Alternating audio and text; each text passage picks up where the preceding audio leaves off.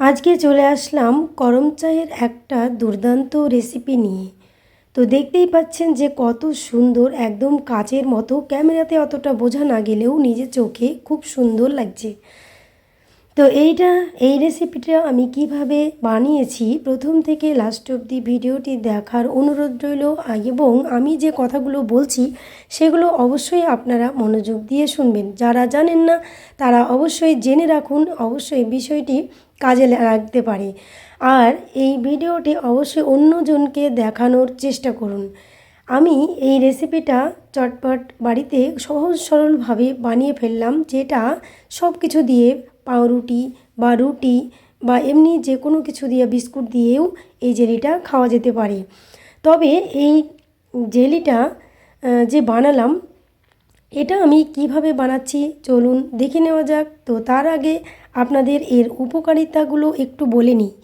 যে এটাই করম চা গাছ অনেক রকম গাছ থাকতে পারে। কোনোটায় লাল লাল হয়, আবার কোনোটায় সবুজও হতে পারে।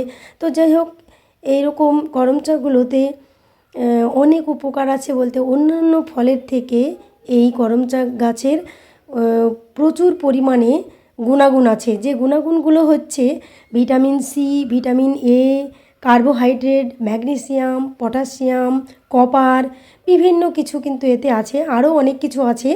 তো তারপরে এটা আমাদের ওজন কমাতেও সাহায্য করে।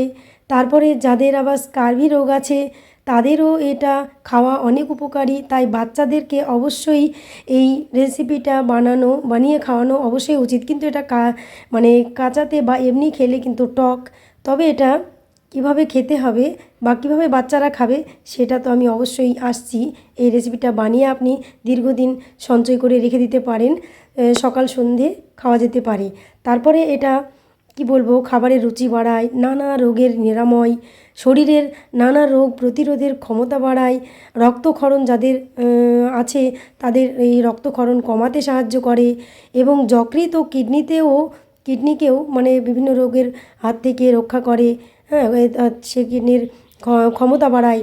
তারপরে বাত রোগ এগুলো, তারপরে ওই যে কৃমিও এটাতে দূর হয়। যে এবার আমি বলছি যে এই রেসিপিটা অবশ্যই আপনারা দেখুন। যাদের গাছ আছে তারা অবশ্যই জিনিসগুলোকে নষ্ট করবেন না।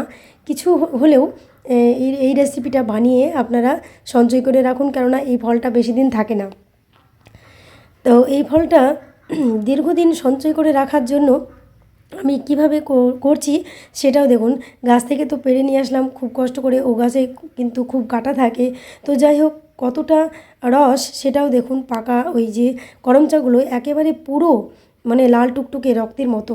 তাহলে এর গুণাগুণ তো প্রচুর, অন্যান্য ফলের থেকে ছোট হলেও এর মানে তুলনা নেই। তো এবার আমি এগুলোকে বীজ ফেলে দিয়েছি, কেননা বীজগুলো প্রচণ্ড তেতো। তো সেই কারণে আমি এগুলোকে আউট করে ভালোভাবে ধুয়ে নিয়েছি। নেওয়ার পরে অল্প একটু জল দিয়েছি যাতে এটাকে ভাপিয়ে নেওয়া যায়, খুব বেশি জল দেওয়া চলবে না। তো যাই হোক, অল্প একটু জল দিয়ে আমি এটাকে ভাপিয়ে নিলাম। তো আরও একটু ভাপিয়ে নিতে হবে, এখনও পুরোপুরি হয়নি, তবু আমি একটু নেড়ে দেখে নিলাম যে ঠিকঠাক আছে কি না। তো তবুও আমি এটাকে আবারও একবার ঢেকে দিচ্ছি। ঢেকে দেওয়ার পরে এটাকে একটু বেশ ভালোভাবে নরম করে নিতে হবে। তো এটা আমি কিভাবে করছি অবশ্যই আপনারা দেখতে থাকুন। আর এটার কালারটা দেখেছেন কত সুন্দর হয়েছে। আমি কিন্তু এখানে কোনো কালার ইউজ করিনি, যেটা ফুড কালার ইউজ করা হয়। তো এখানে আমি কিন্তু কোনো রকম কালার ইউজ করিনি, এর অটোমেটিক কালার কিন্তু বার হয়ে আসছে। তো আমি দেখলাম খুব বেশি ভালোভাবে সিদ্ধ হয়নি, তাই এটাকে আরেকবার ঢাকা দিয়ে ঠিক করে নিলাম। তো বেশ পারফেক্ট হয়েছে। তবে আমি এটাকে একটু ঠান্ডা করতে দেব, খুব গরম, তাই এটাকে একটু ঠান্ডা করে নিলে বেশ ভালো হয়। তো যাই হোক, আমি এটাকে বন্ধ করে নিয়ে এবার পেস্ট করে নিব। তবে এটাকে মিক্সচারে পেস্ট করছি না, এর কারণ হচ্ছে ওই যে খোসাগুলো আছে, এর খোসাগুলো একটু শক্ত। তো সেই খোসাগুলো মানে সঙ্গে পেস্ট হয়ে যাবে। এবার ওটাতে আমার ভালো লাগবে না, সেই জন্য আমি ওটা করলাম না। তার জন্য আমি এটা একটা কিছু দিয়ে বা গোল চামচ বা যে কোনো কিছু দিয়ে বা হাত দিয়েও চেপে নিতে পারেন ঠান্ডা হয়ে গেলে। তো নিয়ে এটাকে পুরো বড় ছাকনাতে আমি ছেঁকে নিচ্ছি। আপনারা চাইলে কোনো মশারি ছেঁড়া দিয়েও ছেঁকে নিতে পারেন। তো এগুলোকে দিয়ে সুন্দর করে ছেঁকে নিচ্ছি। আর পুরো যে অংশগুলো মানে উপরের অংশগুলো যেগুলো থাকবে সেগুলো একটুও কিন্তু নেওয়া যাবে না, ওগুলো ফেলে দিতে হবে। আর দেখছেন কত সুন্দর কালার এটাতে, তাহলে শরীরে গেলে কতটা উপকারী আসবে। মানে কি বলবো, যাদের হিমোগ্লোবিনের পরিমাণটা কম আছে তাদেরও অবশ্যই এই ফলটা খাওয়া উচিত। তো যাই হোক, এটা একটা টক ফল নামে পরিচিত, এর প্রচণ্ড টক, তাই এটার সঙ্গে চিনি না দিলে চলবে না। সেই জন্য অবশ্যই এখানে চিনির পরিমাণটা একটু বেশি দিতে হবে, তা নইলে কিন্তু এটা প্রচণ্ড টক। তো যাই হোক, এটাকে ভালোভাবে আমি হাই স্পিডে ফুটিয়ে নিচ্ছি। তো ফুটিয়ে নেওয়ার পরে আস্তে আস্তে দেখতে হবে যে এটা একটু মানে গাঢ়ত্ব হয়ে গেছে, তখনই জানতে হবে যে এটা একটা জেলি রূপে ধারণ করেছে।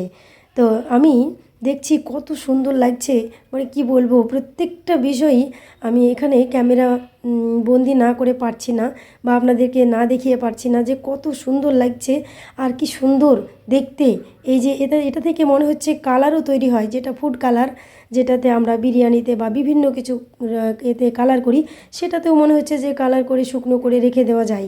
তো যাই হোক, এইভাবে গ্রেভি তৈরি হয়ে গেছে। এবার কত সুন্দর, এটা কিন্তু ঠান্ডা হয়ে গেলেই পারফেক্ট হয়ে যাবে। তো যাই হোক, আমি এটাকে ঠান্ডা করতে দিলাম। দেওয়ার পরে আমি কিন্তু গরম গরমই একটা পাত্রে যদি ঢেলে নিতাম তাহলে ভালো হতো। তো যাই হোক, আমি এখানেই কড়াইতেই ঠান্ডা করে নিচ্ছি।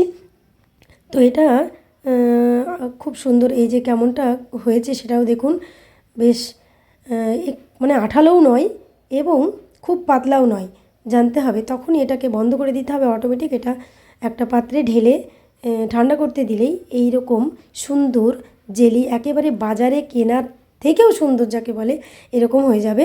যদি এই করম চায়ের জেলিটা একবার খেয়ে দেখেন তাহলে আপনাদের বারবার খেতে মন চাইবে।